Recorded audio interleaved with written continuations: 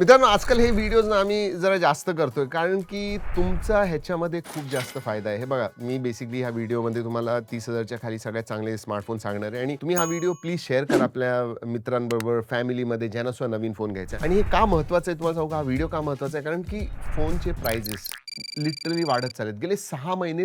Every video, प्रत्येक व्हिडिओमध्ये सांगतोय, पण अजूनही लोक म्हणतात नाही नाही मी थांबतो, थोडे प्राइजेस खाली आले. तर प्राइजेस स्मार्टफोनचे खाली येणार नाहीयेत. मी लिटरली म्हणजे मिड 2027 एक वर्ष तरी जर का तुम्ही 2028 पर्यंत थांबणार असाल ठीक आहे, पण तरी सुद्धा सांगता येणार नाही की जे तुम्हाला प्राइजेस 2024-25 मध्ये मिळत होते स्मार्टफोनचे ते याच्या पुढे सुद्धा मिळणार आहेत. I don't think so. तर आत्ता काय करायला पाहिजे? जर का तुम्हाला एक नवीन स्मार्टफोन घ्यायचा आहे, लगेच घेऊन टाका. इनफॅक्ट मी तुम्हाला एक डिस्क्लेमर देतो, मी जे स्मार्टफोन सांगणार आहे ना त्याच्या प्राइजेस सुद्धा लिटरली हे स्टॉक आउट तर होतातच आहेत, पण 1-2 हजारांनी दर आठवड्यानी वाढतायत. तर विचार करा, 2-3 आठवड्यानंतर तुम्ही हा व्हिडिओ बघत असाल, मी जेव्हा शूट केलाय त्याच्यानंतर, तर बहुतेक प्राइजेस 2000ने वाढलेले असतील. त्यामुळे घ्यायचे असतील तर आता घ्या. सगळ्यांचे लिंक्स टॅग वगैरे मी केलेले लिंक्स आहेत, नक्की जाऊन बघा. चला, तर 30,000च्या खाली एक ऑलराऊंड फोन पाहिजे असेल, चांगला दिसणार पाहिजे असेल, लाईट वेट वगैरे पाहिजे असेल, तर मी मोटो H70 म्हणेन 27,999 ला मिळतोय फ्लिपकार्ट वरती. 7 Gen 4 आहे, त्यामुळे अंतुल स्कोर चांगला आहे. 1.4 1.5 मिलियन. 8256 वेरियंट मिळतो. 8128 नाही, 8256 ते चांगलं आहे. आणि UFS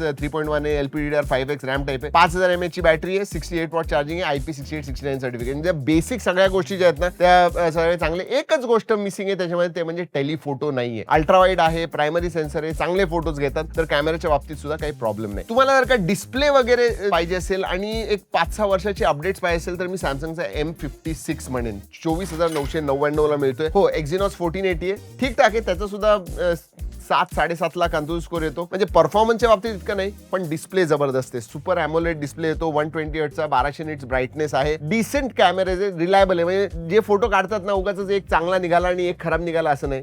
एक तुम्ही डिपेंडेबल कॅमेरा म्हणू शकता. पण 6 वर्षाचे तुम्हाला अपडेट्स मिळतात, हे सगळ्यात मोठी गोष्ट आहे. म्हणजे हा येतो बहुतेक Android 15 वरती येतो, पण त्याच्यानंतर Android 21 पर्यंत 21 पर्यंत तुम्हाला अपडेट्स मिळणार आणि 6 वर्षाचे सिक्युरिटी अपडेट सुद्धा आहेत. 5000 mAh ची बॅटरी आहे, 45 वॉट चार्जिंग आहे. फक्त एवढंच की अडॅप्टर बॉक्सच्या आत मिळत नाही, हे लक्षात ठेवा. पण 30,000च्या खाली तुम्हाला परफॉर्मन्स सुद्धा पाहिजे, कॅमेरा सुद्धा डिसेंट पाहिजे, सगळंच पाहिजे असेल ना, तर मग मी एक अंडररेटेड फोन म्हणेन या फोनला, Realme P3 Ultra. जबरदस्त आहे. अराउंड 30,000 या प्राइस मध्ये मिळतो. आणि तुम्हाला माहिती आहे, जस्ट एक महिन्यापूर्वी हा 25 ला होता, आता 30च्या जवळ झाला. आणि 30च्या जवळ सुद्धा हा चांगला आहे. Realme P3 Ultra 6.83 इंचचा 1.5K रेझोल्युशनचा क्वाड कर्व्ड एमोलेड डिस्प्ले येतो. 1500 निट्स ब्राईटनेस आहे. डायमेन्सिटी 8350 येतो, ज्याचा अंतुल स्कोर 1.4 मिलियन येतो. 8GB RAM, 128GB. हा, पण कॅमेराज मध्ये 50 मेगापिक्सेलचा सोनी प्रायमरी सेन्सर मिळतो आणि 8 मेगापिक्सेलचा अल्ट्रा वाईड. फ्रंट मध्ये 16 मेगापिक्सेलचा आहे आणि चांगला कॅमेरा आहे. हो, टेलिफोटो मिळत नाही, पण बॅटरी 6000 mAh ची आहे आणि 80 वॉट सुपर वूक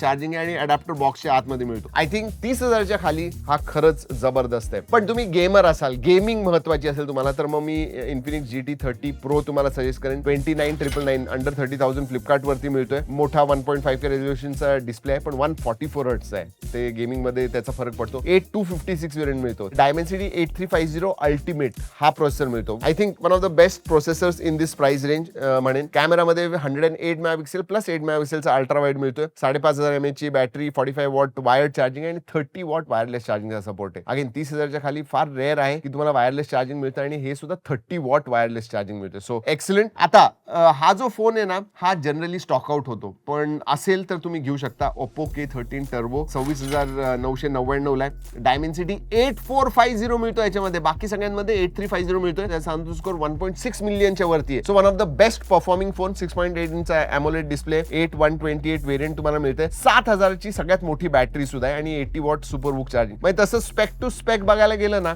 तर प्राइस आणि जे तुम्हाला परफॉर्मन्स मिळतोय सगळ्यात बेस्ट ह्या फोन मध्ये मिळतो. पण अनफॉर्च्युनेटली हा सारखा स्टॉक आउट असतो. That is the problem. तर हे सगळे फोन, हे 4 किंवा 5 फोन जे मी सांगितले ना, जर का 30,000 बजेट असेल तर तुम्ही ह्यांच्याकडे बघू शकता. म्हणजे लिटरली आजकाल 40 आणि 50,000चे फोन आले ज्याच्यामध्ये तुम्हाला डायमेन्सिटी 7400 मिळतो. म्हणजे परफॉर्मन्स ह्या 8450चा अर्धा आहे, पण प्राइस लिटरली डबल आहे. त्यामुळं घेताना जरा विचार करून घ्या. आणि जर सांगितलं, जे काय फोन सांगितले सगळ्यांची लिंक्स दिलेले आहेत, टॅग केले आहेत, नक्की जाऊन बघा. आपल्या मित्रांबरोबर शेअर करायला विसरू नका. चला मित्रांनो, या व्हिडिओमध्ये एवढंच.